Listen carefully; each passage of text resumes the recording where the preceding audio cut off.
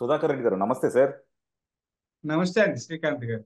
Sir, మనకి పెద్దవాళ్ళు ఒక మాట చెప్తా ఉంటారు సార్. భయం మా చెడ్డదే, దాన్ని మనిషిని చంపేస్తుంది కూడా అని చెప్తా ఉంటారనమాట. అలాగే మన ఆంధ్రప్రదేశ్ ప్రజలకి జగన్మోహన్ రెడ్డి అనే భయం మాత్రం బాగా పట్టుకుంది సార్. ఎందుకంటే ఇప్పుడు కొత్త ప్రభుత్వం వచ్చినాక చాలా మంది కూడా ఇన్వెస్ట్మెంట్ల కోసం వాటి కోసం చూస్తూ ఉన్నారు. అలాగే చంద్రబాబు గారు కూడా ఎన్ఆర్ఐలు అందరూ కూడా వచ్చి ఆంధ్రప్రదేశ్లో ఇన్వెస్ట్ చేయండి, ఆంధ్రప్రదేశ్ రీబిల్డింగ్లో మీ పాత్ర పోషించండి అంటున్నారు. కానీ అందరిలో ఉన్న ఒకే ఒక డౌట్ ఏంటంటే సార్, జగన్మోహన్ రెడ్డి. మేము 2014 నుంచి 2019 దాకా ఆంధ్రప్రదేశ్ కోసం అలాగే కష్టపడ్డాము, అలాగే ఇన్వెస్ట్మెంట్ చేశాము. మా ఇన్వెస్ట్మెంట్లన్నీ కూడా బూడిదలో పోసిన పన్నీరు చేశాడు జగన్మోహన్ రెడ్డి. ఈ రోజు మీరు మళ్ళా రమ్మంటున్నారు, మళ్ళా ఇన్వెస్ట్ చేయమంటున్నారు.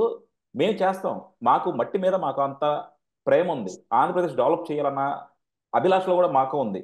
కానీ మేము ఇన్వెస్ట్ ఇప్పుడు చేసి ఏదో ఒక అభివృద్ధి కనుక తీసుకొస్తే మళ్ళా 2029లో జగన్మోహన్ రెడ్డి వచ్చి మళ్ళా పోయినసారి చేసినట్టే నాశనం చేయడానికి గ్యారంటీ ఏంటి? వాళ్ళు ఎందుకు అంటున్నారంటే సార్, ఈ రోజు కూడా చంద్రబాబు గారు లేకపోతే తెలుగుదేశం ప్రభుత్వం కానీ లేకపోతే కూటమి ప్రభుత్వం కానీ జగన్మోహన్ రెడ్డి మీద వైఎస్ఆర్సీపీ మీద ఏమీ యాక్షన్ తీసుకున్నట్టు కనపట్ల. ఇప్పటికి కూడా కొడాలి నాని ప్రెస్ మీట్లు పెట్టి పిచ్చి వాగుడు వాగుతానే ఉన్నాడు, అడ్డమైన మాటలు మాట్లాడుతూనే ఉన్నారు. సో వీళ్ళు ఇప్పుడు కూడా ఇంకా ఇలాగే ప్రవర్తిస్తున్నప్పుడు మళ్ళా రేపు 2029లో ప్రజలను మభ్యపెట్టి మళ్ళా ప్రభుత్వంలోకి వస్తే మళ్ళా అంధకారంలోకి తీసుకెళ్తారు కదా. సో ఏ ధైర్యంతో మేము వచ్చి ఇన్వెస్ట్ చేయాలి, అసలు ఏ ధైర్యంతో మేము రావాలి అంటున్నారు. ఏమంటారు సార్? వాళ్ళందరూ చెప్పేది ఒకటే సార్, జగన్మోహన్ రెడ్డి గారిని జైల్లో పెట్టేదాకా మాకు నమ్మకం రాదు అంటున్నారు. దానికి చెప్పండి సార్. శ్రీకాంత్ గారు, అద్భుతమైన ప్రశ్న అండి ఇది. ఎందుకంటే నా అనుభవం కూడా చెప్తాను. నేను మా అబ్బాయి చదువుకున్న తర్వాత వాడిని పెద్ద ఇండస్ట్రియలిస్ట్ చేయాలని నా సంకల్పం. అలా చదివించాను. చదివించి మంచి పరిశ్రమలు పెట్టి గొప్ప పారిశ్రామికవేత్త చేయాలన్న లక్ష్యం. నాకు కూడా చిన్నప్పుడు ఉండేది. అదేదో నాకు కొంత దురదృష్టం, అందరినీ చిన్న వయసులో తల్లిదండ్రులు అందరూ చనిపోవడం, ఒంటరిగా మిగలడం వల్ల నేను ఎదగలేకపోయాను, కోరికలు ఉన్నా కూడా. కానీ ఈ జగన్మోహన్ రెడ్డి గారు ఇప్పుడు ఈ రాష్ట్రంలో ఉన్న దుస్థితిని నేను చెప్తే, వాస్తవం చెప్తా, దుస్థితిని చూసి నేను పెద్ద స్పెషల్ క్లాస్ కాంట్రాక్ట్ లో వదిలేశాను. నాకు ఒక పెద్ద స్కూల్ ఉంటే ఆ స్కూల్ ను కూడా లీజ్కి ఇచ్చేసాను, నాకు వద్దని. మా అబ్బాయి ఇండస్ట్రీస్ పెడతా అంటే మొదట అన్ని పోయి చూసామండి. మా ఏరియాలంతా పోయి ల్యాండ్స్ అవి చూసి చేస్తామంటే ఒక ఆఫీసులోకి వెళ్తే ఆ ఆఫీసర్ చెప్పాడు, నేను పరిచయం బాబు, మీ మామగారు డిఈగా ఉన్నారు, మాకు బాగా తెలుసు, దయచేసి ప్రయోగాలు చేయొద్దన్నమ్మా, చెడిపోతారు, మీకు ఏదన్నా ఉంటే ఏదైనా ఉద్యోగాలు చేసుకోండి అని చెప్పారని. అదే అందుకని ఇది అంటే నేను ఈ ఊర్లో ఉండి ఇక్కడ ఉండి నాకు సామర్థ్యాలుండి తెలివితేటలుండి డబ్బు ఉంది అన్నీ ఉన్నా ఈ అవినీతి పరమైన రాజకీయ నాయకులు లేదా అధికారులు ప్రభుత్వం సరిగా లేకపోవడం వల్ల చిన్న అంటే పెద్ద ఏమి వేల కోట్లుగా చిన్న ఇండస్ట్రీ అనుకుంది, 4 ఆవులు మేపుదామంటే కూడా ధైర్యం లేదే, ఒక పౌల్ట్రీ పెడదామంటే ధైర్యం లేదే, ఒక చిల్లింగ్ సెంటర్ ఏదైనా పెడదామంటే ధైర్యం లేదే. ఈ దురాగతుడు వాడు ఎమ్మెల్యేకి డబ్బు ఇవ్వాలి, ఆ ఊరి సర్పంచ్కి డబ్బు ఇవ్వాలి, MPP ZPTC MRO VRO RO ERO మొత్తం సర్వనాశనం చేసిన తర్వాత ఎవరు వస్తారండి ముందుకి? ఎవరు వస్తారు? అందుకే ఈ రాష్ట్రం ఇంత దారుణంగా తగలపడిపోవడానికి కారణం ఇలాంటి దౌర్భాగ్యపు రాజకీయ నాయకులు. ఎమ్మెల్యేలు కూడా జగన్మోహన్ రెడ్డి గారిని ఒక్కరిని అడగాల్సిన పనిలే. ఇక్కడ బిఎఫ్ మసూదన్ రెడ్డి అని ఒక అతను ఉన్నాడు, మా కాళహస్తి ఎమ్మెల్యే. ఎవరైనా రియల్ ఎస్టేట్ చేసి ఒక ఎకరంలో ప్లాట్లు వేసి అమ్ముకోవాలంటే ఆయనకు మామూలు ఇవ్వాలి. సబ్ రిజిస్టర్ ఆఫీసులో ఉంది, మొన్న సస్పెండ్ అయింది ఆమె. ఆ దగ్గర పోతే ఇది ఆఫీసు ఫీజు ఇంత, నా ఫీజు ఇంత, ఎమ్మెల్యే ఫీజు ఇంత.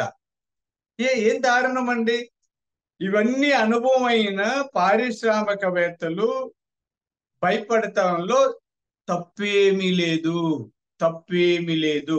ఎందుకంటే ఈ 5 ఏళ్ళు చంద్రబాబు నాయుడు గారు ఉంటే ఇబ్బంది లేకుండా జరుగుతుంది. ఆ తర్వాత మళ్ళీ రాక్షస పరిపాలన వస్తే మేము పెట్టిన కంపెనీలో, ఫ్యాక్టరీలో, పరిశ్రమల్లో ఏం కావాలి? చూడండి, అమర్ రాజా బ్యాటరీస్ వాళ్ళే గల్లా అరుణ్ కుమారి గాని లేదా గల్లా జయదేవ్ రాజకీయాలకు స్వస్తి చెప్పారండి. రాజకీయాలకు స్వస్తి చెప్పారు. ఎక్కడో అమెరికా నుంచి గల్లా రామచంద్ర నాయుడు గారు వచ్చి ఇక్కడ తన పుట్టిన గడ్డ సొంత ఊరు కాబట్టి తిరుపతిలో పెట్టి వాళ్ళ ఊరిలో కూడా పేటమెట్ట చుట్టుపక్కల పలమనేరులో ఇండస్ట్రీస్ పెట్టి డెవలప్ చేసి వేలాది మందికి ఉపాధి ఉద్యోగాలు కల్పించిన వ్యక్తి జగన్మోహన్ రెడ్డి గారి లాంటి నీచ ప్రవృత్తి కలిగిన ముఖ్యమంత్రి చూసి భయపడి రాజకీయాలే వదిలేశారు. ఇక్కడ ఉన్న కొన్ని యూనిట్లు ఎదిపి హైదరాబాద్ లో పెట్టారు. భవిష్యత్తులో దీన్ని ఇక్కడ విస్తరించడానికి భయపడి తమిళనాడుకి వెళ్దాం, ఇంకొక రాష్ట్రానికి వెళ్దాం అని ఉన్నారు. ఇక్కడ పుట్టి పెరిగి రాజగోపాల్ నాయుడు గారు ఎంపీగా ఉన్నారు. అంటే గల్లా అరుణకుమారి గారు వాళ్ళ నాన్నగారు. గల్లా అరుణకుమారి గారు 4 సార్లు ఎమ్మెల్యే మంత్రి చేశారు. ఆమె కొడుకు 2 సార్లు లోక్సభ సభ్యుడిగా ఉన్నారు. ఇంత బ్యాక్గ్రౌండ్ డబ్బు ఉన్న వాళ్ళు కూడా పరిశ్రమలు పెట్టి భయపడుతుంటే కొత్త వాడు వచ్చి ఎలా పరిశ్రమ పెడతారండి? చంద్రబాబు నాయుడు గారి మీద నమ్మకం ఉంది, ధైర్యం ఉంది. నన్ను ఒక చిన్న పెట్టమంటే కూడా పెట్టలేనండి. పెడతా వస్తానే కూల్ చేస్తే కొట్టేస్తే ఇంకొకటి చేస్తే ప్రతి లోపాలు లేకుండా ఏ పరిశ్రమ ఏ సంస్థ ఉండదండి. చిన్న చిన్న లోపాలు లేకుండా ఎవ్వరము చేయలేం. భారతదేశంలో ఒక చిన్న లోపాన్ని తీసుకొని మూసేస్తారు కంపెనీ. కాబట్టి మీరు అన్నట్టు ఈ రాష్ట్రం బాగుపడాలంటే జగన్మోహన్ రెడ్డి గారు జైలుకి వెళ్ళారు. ఆయనకు శిక్ష పడిపి 1-2 ఏళ్లలో ఆ బెయిల్ రద్దు చేసి గబగబా విచారణ జరిపి ఆయనకి జైలుకు పంపే శిక్ష పడిపోతే ఆయన ఇంకో 10 ఏళ్ళు 20 ఏళ్ళు తిరిగి రాడు అనిపిస్తే ఈ రాష్ట్రం అభివృద్ధి పరుగులు తీస్తుందని నా ఉద్దేశం. ఇది నిజంగా ఈ ఈ ఆలోచన ఈ భావన తీసుకురావడం మీకు హ్యాట్స్ చెప్పండి. నిజంగానే నాలో కూడా అంతర్గతమైన మదన పడుతున్నాను. మీకు తెలియదండి, చిన్న ఏదో మా అబ్బాయి ఏదో మీకు చెప్పినట్టు చిన్న కన్స్ట్రక్షన్ స్టార్ట్ చేశాం. భయం వాడేమంటాడు, వాడు బిఎఫ్ మసూదన్ రెడ్డి ఎమ్మెల్యే ఏమంటాడు, ఆ ఎమ్మెల్యే కూతురు ఎప్పుడు వస్తాదో, కాకపోతే ఆపేయ డబ్బులు ఇవ్వు అంటే నేను ఎవరికి ఇవ్వాలి, ఎంత ఇవ్వాలి, వడ్డీలు అడగట్టాలి, బ్యాంకులు అప్పులు ఎప్పుడు తెచ్చుకోవాలి, ఇవన్నీ తెచ్చి వీళ్ళకి కట్టాలి. ఇలాంటి దౌర్భాగ్యపు రాజకీయ నాయకులు ఉన్నంత కాలం పారిశ్రామికవేత్తలు రావడానికి భయపడతారు. ఇంకా నేను చాలా ఉదాహరణ చెప్పగలను. కొన్ని ఊర్లు బాగుపడలేదండి. మా చిత్తూరుకి రావడానికి అందరూ భయపడతారు. చిత్తూరు మా జిల్లా కేంద్రం, ఉమ్మడి జిల్లా కేంద్రం. ఎవరికి మామూలు ఇవ్వలేక తిరుపతిలో ఆ భూములు కొనాలంటే భయపడుతున్నారు. ఇంటి స్థలం కొని వెళ్ళి వాడు ఎక్కడో ఉంటే మరుసటి రోజు కబ్జా చేసేస్తుంటారు. ఈ వైఎస్ఆర్ పార్టీ గూండాలు ఉన్నారండి. అందులో పోలీస్ ఆఫీసర్లు కూడా ఉన్నారు. తిరుపతిలో పోలీస్ ఆఫీసర్లు కూడా వైఎస్ఆర్ గూండాలు ఉన్నారు. అలాంటి గూండాలను నియంత్రించకపోతే మళ్ళీ ఏమన్నా అంటే కక్ష సాధింపు అంటారు. వాడు ఎదవ కబ్జాలు చేశాడు, దొంగతనాలు చేశాడు, వీడిని ఏదైనా అన్నామనుకో, చూశారు అప్పుడే తెలుగుదేశం ప్రభుత్వం వచ్చింది, మా మీద కక్ష సాధింపు. ఈ దొంగలను వదిలేయాలనా? అందుకని జగన్మోహన్ రెడ్డి గారికి త్వరగా శిక్ష పడితే రాష్ట్రం బాగుపడుతుంది. చాలా చక్కటి రెండో విషయం చెప్తాను. జగన్మోహన్ రెడ్డి గారు జైలుకి వెళ్ళినా వెళ్ళకపోయినా ఆయన జీవితంలో ఇంకా రాజకీయాల్లోకి వచ్చే ప్రశ్న లేదు. ఆయన మళ్ళీ గెలుస్తాడు, ముఖ్యమంత్రి అవుతాడని కలలు కనాల్సిన పనే లేదు. ఎందుకంటే ఆయన భ్రమంలో ఉన్నాడు. నాకు 40% ఓట్లు వచ్చాయి, అప్పుడు చంద్రబాబు నాయుడు గారికి 40% ఓట్లు వచ్చాయి, మళ్ళీ నేను 2009లో వస్తాను మొన్నటి నుంచి మాట్లాడుతున్నాడు. నాకున్న రాజకీయ అనుభవం ఇప్పుడే కాదండి, నేను 4 ఏళ్ల క్రితం చెప్పాను. ఇప్పుడు కాదు, నా పాత వీడియోలు చూడండి. జగన్మోహన్ రెడ్డి గారి వ్యవహార శైలి చూస్తే ఆయన పతనం తప్పదు, వచ్చే ఎన్నికల్లో ఓడిపోతారు, ఆయనకి రాజకీయ భవిష్యత్తే లేదని చెప్పాను. ఈ రోజు కూడా రికార్డ్ చేసుకోండి, 5 ఏళ్ల తర్వాత కూడా అడగండి. ఆయనకి ఇంకేదండి, వచ్చే ఎన్నికలు పులివెందల్లో కూడా ఉండడు. అసలు ఆయనకి రాజకీయ భవిష్యత్తే లేదు. ఇలాంటి కిరాతక రాజకీయాలు చేసిన వాళ్ళు ఎవ్వరు కూడా ప్రజాస్వామ్యంలో బ్రతికి బట్ట కట్టలేదు. మనది కర్మ సిద్ధాంతాన్ని నమ్మే దేశం అని, అంటే సైకాలజిస్ట్ గా కాకుండా కర్మ సిద్ధాంతం. ఇలాంటి వాళ్ళను దేవుడు కూడా క్షమించడు, భూమి భరించదు, ప్రకృతి వాళ్ళని ఎంకరేజ్ చేయదని, సహించదు.